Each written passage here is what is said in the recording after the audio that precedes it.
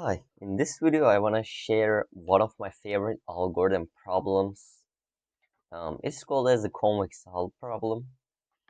So this is a problem I think asked frequently in computer science courses, probably in the first year of your college, I would guess, in your algorithm course.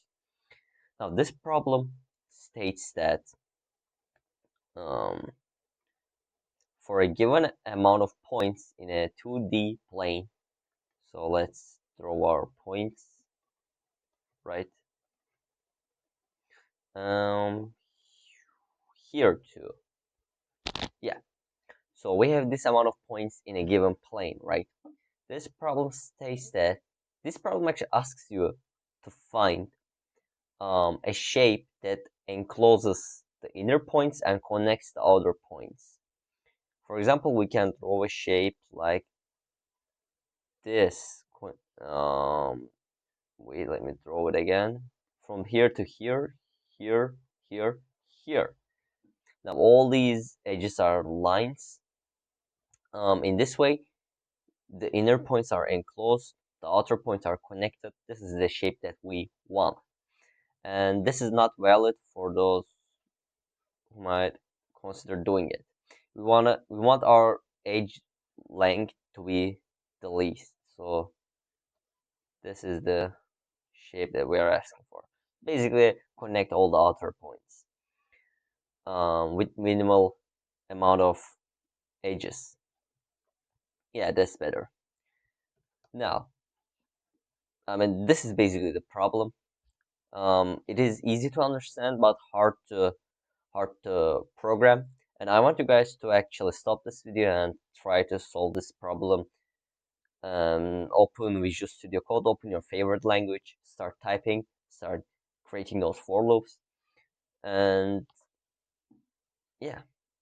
So in case I'm assuming you tried it and came back to the video, and here is actually an explanation for those who needs it.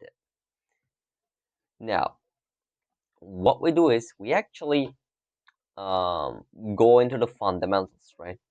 What do we need to make a closed shape? So we need edges, right? They all need to connect. Now, what we can do is we know all the edges need to connect, right? So this needs to be a closed shape. This is the, let's say, the beginning point, and you go from here, here, here, and it needs to connect. Now, what we can do is um, if you have a base point, right, the beginning point, and you always go counterclockwise from the beginner point, right? For example, let's say we start from here, we go here, counterclockwise, we're going counterclockwise, we're going counterclockwise, always counterclockwise, right? This is clockwise because from here to here, it is clockwise, it is not allowed. Always going counterclockwise, right?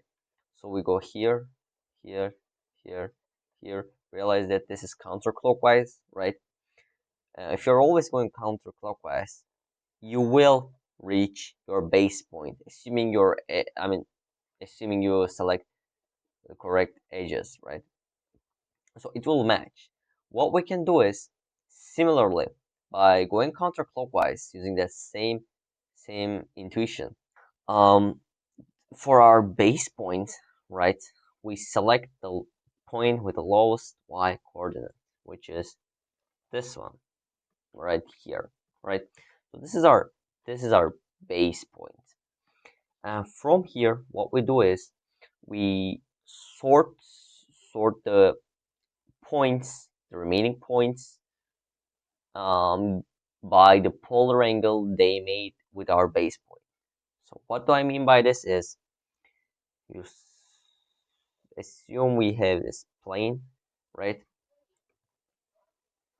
And then you sort them based on this theta right here.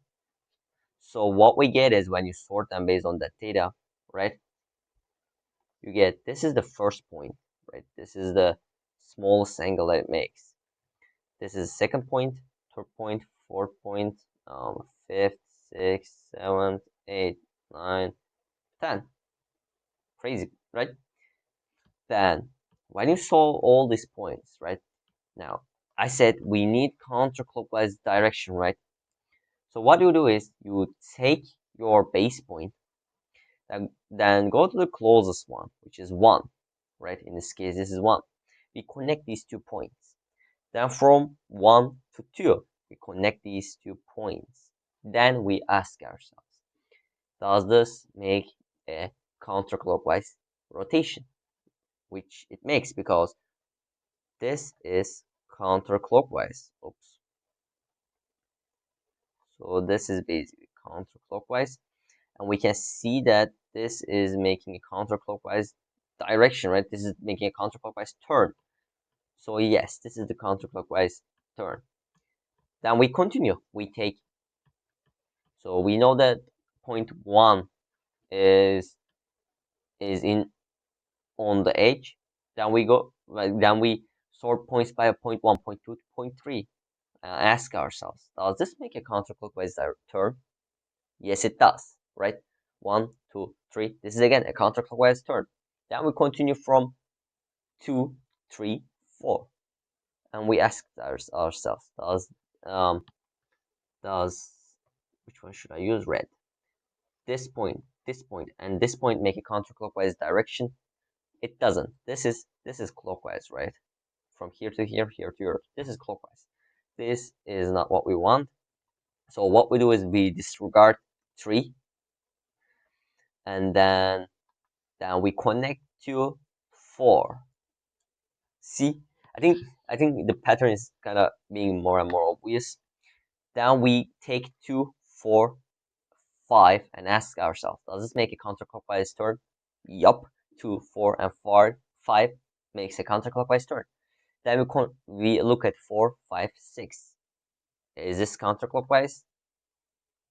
Yep. Actually, yeah, let's assume it is counterclockwise. It's kind of linear, but let's say it's just counterclockwise. Then we could look at 5, 6, 7. Is this counterclockwise? Nope, it doesn't. So we disregard 6. Then we go from 5 to 7 and ask ourselves, does 4, 5, 7 make a counterclockwise turn? Nope, it is clockwise. It is not what we want. So we disregard 5. Then we connect 4 to, we connected it to 5. 6, it didn't work. Then we connect 4 to 7 and ask ourselves, does 4 to 7 make a counterclockwise turn? Yes, it does. Then again, 7 to 8, 4, 7, 8, it is counterclockwise, right? Or maybe just linear. Then 8 to 7, 8, 9, counterclockwise. 8, 9, 10, counterclockwise. 10 to our base point. 9, 10 to base point, counterclockwise. We created our shape. So that's actually how we do it. Yeah, just now, I mean, I hope I explained it well. And this is a big tip. Just now start programming. Yeah, that's all for this video. Have a great day.